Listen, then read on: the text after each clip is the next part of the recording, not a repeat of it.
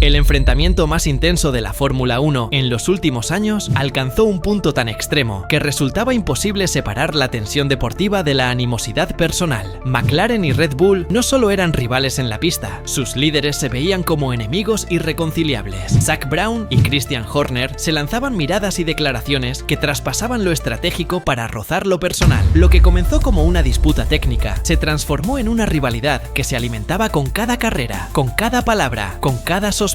La hostilidad entre ambos equipos se manifestó de múltiples maneras. McLaren y Red Bull comenzaron a cruzar golpes directos en la pista, pero también en los despachos y en los micrófonos. Todo alcanzó su punto álgido a principios de 2025, cuando desde Red Bull surgieron acusaciones cada vez más provocadoras. Señalaban que la ventaja del coche de McLaren escondía trucos poco transparentes, insinuando que la escudería británica sorteaba el reglamento con una creatividad sospechosa. Era el clásico guión de la Fórmula 1. Drama fuera de la pista para mantener encendida la tensión. Maestro de las artes oscuras de la política en la Fórmula 1, sabía cómo construir un relato de ellos contra nosotros cada vez que lo consideraba necesario. No dudaba en levantar sospechas, presionar a la FIA o tensar la narrativa mediática con tal de defender los intereses de su equipo. Zak Brown, por su parte, también se mostró combativo. No solo criticó abiertamente la propiedad de dos escuderías por parte de Red Bull, sino que utilizó cada oportunidad para poner en duda las prácticas de su rival, envuelto siempre en una supuesta defensa de la justicia deportiva. Las tensiones no se limitaron a lo técnico. La relación personal entre Brown y Horner se deterioró gravemente, hasta el punto de que cada aparición pública parecía un nuevo capítulo de un drama interminable. Durante la polémica interna de Horner con Red Bull y las acusaciones de una empleada, Brown no dudó en redoblar la presión. Esa mezcla entre lo deportivo y lo personal creó un ambiente enrarecido. Brown reconocería después que la relación entre McLaren y Red Bull se había vuelto poco saludable, pero el escenario cambió drásticamente con la salida de Horner. Red Bull dio el primer paso hacia una nueva era con la llegada de Laurent Mekies al timón. El relevo no solo significaba un cambio de nombres, sino la posibilidad de reconstruir puentes. La reputación del equipo ante sus rivales ya no se vería marcada por el estilo combativo y confrontacional de Horner, sino por la visión de un líder más técnico y menos dado a la polémica, y de inmediato se notó un aire distinto. Zak Brown se reunió en privado con Mekies durante el Gran Premio de Hungría, algo que resultaba impensable con Horner todavía en funciones. Ese encuentro simbolizó un punto de inflexión. Brown incluso bromeó cuando se le preguntó cuándo había sido la última vez que habló a solas con Horner. Probablemente en los 90, cuando ambos éramos simples pilotos del montón, en la Fórmula 3. Una frase que, entre risas, dejaba claro lo profundo que había sido el deterioro de aquella relación. La enemistad no nació en 2025, sino mucho antes. En mayo de 2024, McLaren dio un salto de rendimiento con una actualización temprana. Desde entonces, la escudería de Milton Keynes comenzó una campaña de sospechas. Primero, acusaron alas demasiado flexibles. Luego, llegaron las teorías sobre enfriamientos ilegales de neumáticos y supuestas modificaciones secretas en los compuestos. Ninguna acusación se probó jamás, pero el ruido mediático ya estaba servido. La FIA revisó alas, frenos y neumáticos de McLaren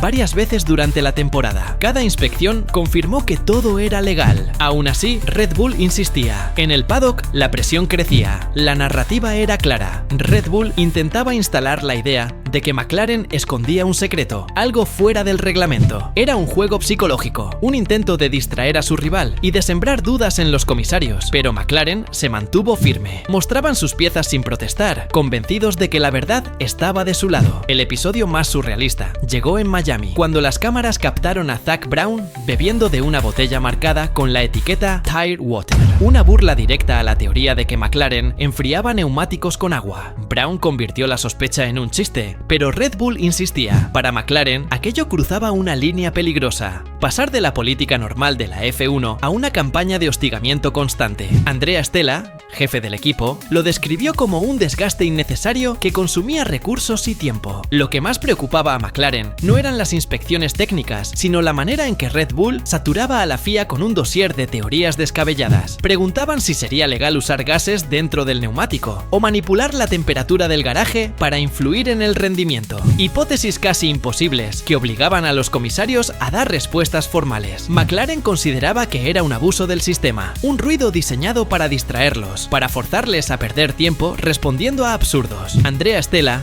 lo resumió con claridad. Mientras McLaren enseñaba sus piezas y seguía trabajando, Red Bull se obsesionaba con ideas erróneas. El resultado, según Stella, fue que Red Bull terminó distrayéndose de lo realmente importante: mejorar su propio coche. Si se concentran en lo equivocado, mejor para nosotros, dijo con ironía. Era un golpe demoledor, porque insinuaba que la paranoia de Red Bull les había costado rendimiento y tiempo de desarrollo en una temporada clave. Para Red Bull, estas maniobras políticas no eran algo nuevo. Ya antes habían presionado a la FIA contra Mercedes en la época de su dominio, pero esta vez el efecto fue diferente. McLaren no solo resistió, sino que salió reforzada. Cada inspección superada, cada acusación desmentida, se convertía en un triunfo moral para Woking. Mientras tanto, Horner veía cómo su estrategia oscura se convertía en un boomerang. El rival crecía, el propio equipo se desgastaba y su liderazgo se ponía en duda. El estilo Horner fue siempre el del villano necesario en la narrativa de la Fórmula 1. No temía ser el antagonista, ni cargar con la etiqueta de manipulador político. Eso le daba un aura teatral que mantenía viva la tensión, pero al mismo tiempo dejaba heridas profundas. Con su salida, Brown lo dejó claro: esperaba una rivalidad más sana, basada en competencia real y no en campañas de acusaciones. Para McLaren, el futuro con Mekies significaba la posibilidad de pelear fuerte en la pista, sin caer en un desgaste innecesario. El cambio de tono era evidente. Mekies y Brown no buscaban ser amigos, pero sí rivales respetuosos. Brown lo describió como competencia saludable, una frase simple, pero que contrastaba con años de desconfianza total. Mekies, de perfil más técnico y menos mediático, entendió rápido que para recuperar la reputación de Red Bull debía dejar atrás las viejas prácticas. No significaba renunciar a defender a su equipo, pero sí evitar convertir cada conversación privada en un arma política. Este nuevo escenario recuerda a la relación entre McLaren y Ferrari en los últimos años. Durante décadas fue una de las rivalidades más duras de la Fórmula 1, pero recientemente ambas escuderías han aprendido a competir con dureza sin enemistad abierta. Incluso intercambiaron bromas y fotos compartidas durante la lucha por el campeonato. Para Brown, ese modelo era el ideal: una rivalidad que encienda la pista, pero que fuera de ella se sienta como respeto mutuo. Sin embargo, la Fórmula 1 vive también del drama. Los fanáticos disfrutan cuando hay un villano, cuando las declaraciones cruzadas generan titulares.